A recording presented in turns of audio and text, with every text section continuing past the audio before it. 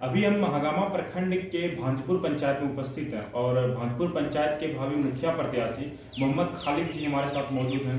चूंकि पहली बार वो राजनीति में आए हैं और इस भांजपुर पंचायत से मुखिया पद से चुनाव लड़ रहे हैं, क्या कारण है उसका? क्यों आखिर वो मुखिया में चुनाव लड़ना चाहते हैं? क्योंकि कहा जाता है ना कि शिक्षित और अनपढ़ लोग अगर राजनीति में आते हैं तो वो दोनों में बहुत फर्क होता है। क्योंकि कहा जाता है कि पंचायत चुनाव जो होता है वो आज के डेट में बहुत गंदा चुनाव माना जाने लगा है। आखिर क्यों? इसका क्या कारण है? जो जनता है आखिर वो इस चीज पर ज्यादा विचार क्यों नहीं करती है? अपना मत का प्रयोग कब आखिर सही लोग को देगी, अपना मत का प्रयोग करेगी? तो इन्हीं सब चीजों पर हम बात करते हैं मोहम्मद खालिद जी से कि क्या उनकी विकास की योजना है इस भांजपुर पंचायत में। चूंकि भांजपुर पंचायत के एक निवासी होने के नाते उन्हें वो जब मुखिया से पद से चुनाव लड़ रहे हैं तो पंचायत में बहुत सारी कमियां हैं जिसे कि मोहम्मद खालिद जी पूरा करने का प्रयास करेंगे। आखिर कैसे करेंगे, उन्हीं सारे विषयों पर आज हम चर्चा करेंगे। पैनी नजर न्यूज चैनल में सबसे पहले बहुत बहुत स्वागत है खालिद जी। आपको भी बहुत बहुत स्वागत पैनी नजर को, पैनी चैनल को।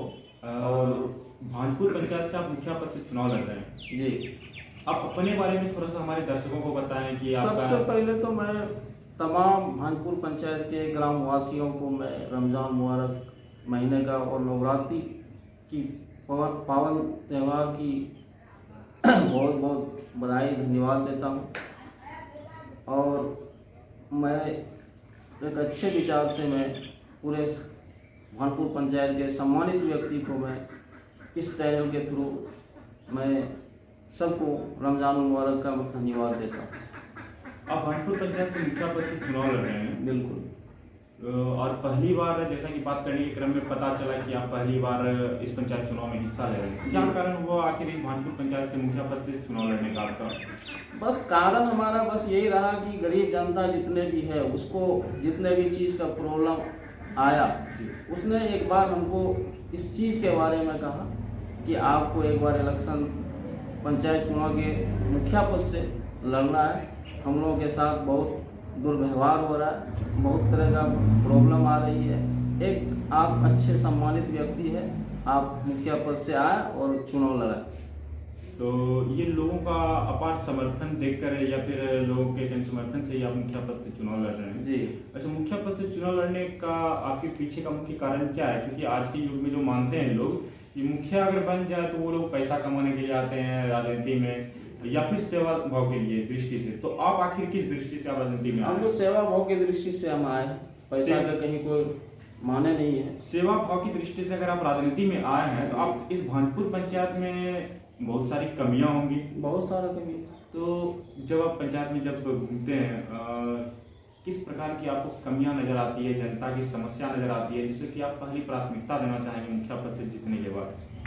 सबसे बड़ी कमियां तो हमको पेयजल का है, पानी का व्यवस्था जरूरी है, जो कि पानी का व्यवस्था पूरे भांजपुर पंचायत में कहीं नहीं है। आज चप्पा नल भी है तो वो हमको लगता है 100 पे चप्पा नल पूरे भांजपुर पंचायत में है, तो उसमें किसी तरह यानी 30% ही चापाकल चल रहा है और 70% वैसे चापाकल एकदम पड़ा हुआ है, खराब पड़ा हुआ है, बंजर भूमि पे है, उसका कोई देख रेख नहीं है। जो कि इस चीज़ को जो प्रतिनिधि है यहाँ पे उसको रखना चाहिए, लेकिन वो इस कार्य करने में असफल रहा है। और इंशाअल्लाह अगर हमको इस पंचायत में जनता हमको अपार समर्थन से हमको विजय बनाती है तो मैं 110% पानी की व्यवस्था का पूरा इंतजाम करूँगा। अच्छा, ऐसे तो कहा जाता है कि पूरे झारखंड में हर एक चीज में भ्रष्टाचार फैला हुआ है। पंचायत की राजनीति में आप उतरे हुए हैं, भ्रष्टाचार के बारे में आपको पता होगी। अगर आप भांजपुर पंचायत से चुनाव जीतते हैं, मुखिया बनते हैं, तो भ्रष्टाचार की क्या रूपरेखा रहेगी? भ्रष्टाचार तो 100% नहीं, 200% नहीं, 500% हम बोलते हैं कि भ्रष्टाचार को मैं खत्म करने का काम करूँगा। भ्रष्टाचार तो हर जगह है, हर व्यक्ति में है, हर प्रतिनिधि में, वो हमारे पास नहीं। कहा जाए तो जो योग्य व्यक्ति है, जो सरकार के द्वारा योजनाएं आती है, उस योग्य व्यक्ति तक वो लाभ पहुंचे या अन्य किसी योजना में जो एक प्रतिनिधि के द्वारा जो किसी भी तरीके से रिश्वत या पैसे लिए जाते हैं, ये सारी चीजें आपके कार्यकाल में नहीं होगी? जी बिल्कुल नहीं होगा। इसके अलावा और क्या समस्याएं पंचायत में, स्वास्थ्य समस्या- व्यवस्था को लेकर के क्या करेंगे? स्वास्थ्य व्यवस्था के लिए बहुत बड़ा समस्या है। स्वास्थ्य केंद्र है हमारे भानपुर पंचायत में, भानपुर गांव में है, लेकिन वहाँ कभी स्वास्थ्य का व्यवस्था कभी खुलती है कभी नहीं खुलती है। तो इंशाअल्लाह हम अगर इस ओहदे पे आए तो मैं सबसे पहले अपने तरफ से मैं एम्बुलेंस का व्यवस्था करवाऊंगा और स्वास्थ्य व्यवस्था को मैं ठीक करवाने का काम करूंगा।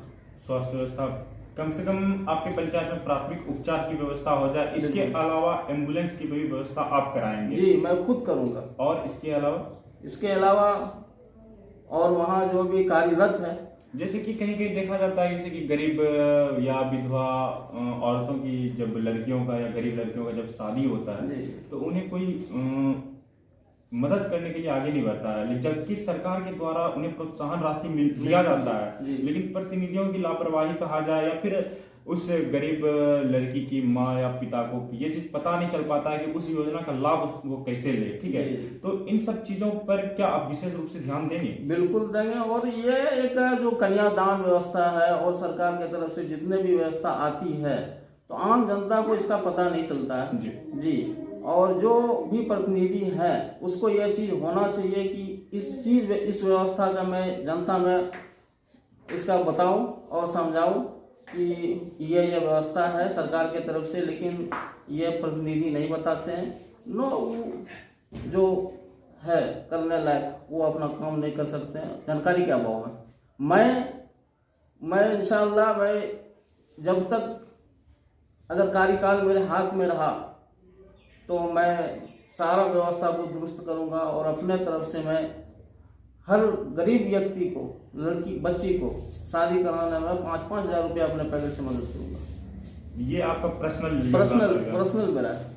इसके अलावा ये बताइए, आपको ग्राम सभा का आयोजन भी होना चाहिए, जो कि आज के युग में या फिर आज के डेट में नहीं होता किसी भी पंचायत में, जो कि जनता तक पता नहीं चल पाता है कि क्या हमारे पंचायत में योजना आई है नहीं आई है। ग्राम पंचायत तो बिल्कुल होना चाहिए। ठीक है, जितने भी योजना आता है वो सिर्फ प्रतिनिधि तक कराया जाता है, जनता के बीच में नहीं आता। हमको लगता है कि भानपुर पंचायत में 14 वार्ड है तो कोई वार्ड भी वैसा नहीं है कि वो अपने से समस्या को पूछें मुखिया जी से कि क्या योजना है क्या नहीं है, और मुखिया जी को भी उतना बताने का फुर्सत नहीं है। 14 वार्ड तो डुगडुगी बजाने में रह जाता है, बाकी बात उसको समझ में कुछ आता नहीं है। कभी उसको जरूरत पड़ा तो मुखिया जी कुछ ना कुछ उसको व्यवस्था कर दिए, बस वो चुप है जी। तो इससे सबसे ज़्यादा अगर नुकसान हो रहा है तो भानपुर पंचायत के ग्रामवासियों को हो रहा है।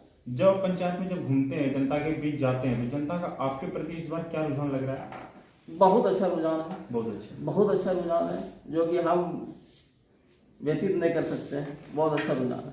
पंचायत चुनाव को लेकर के आप अपने भानपुर पंचायत की जनता से कुछ कहना चाहेंगे, क्या अपील करेंगे आप? अपील तो मैं बस यही करूंगा कि सब दिन आप लोग एक आदमी को दिया, हमको भी एक बार मौका दीजिए। आप मौका हमको दीजिएगा तभी ना हमको समझ में आपको आएगा कि हम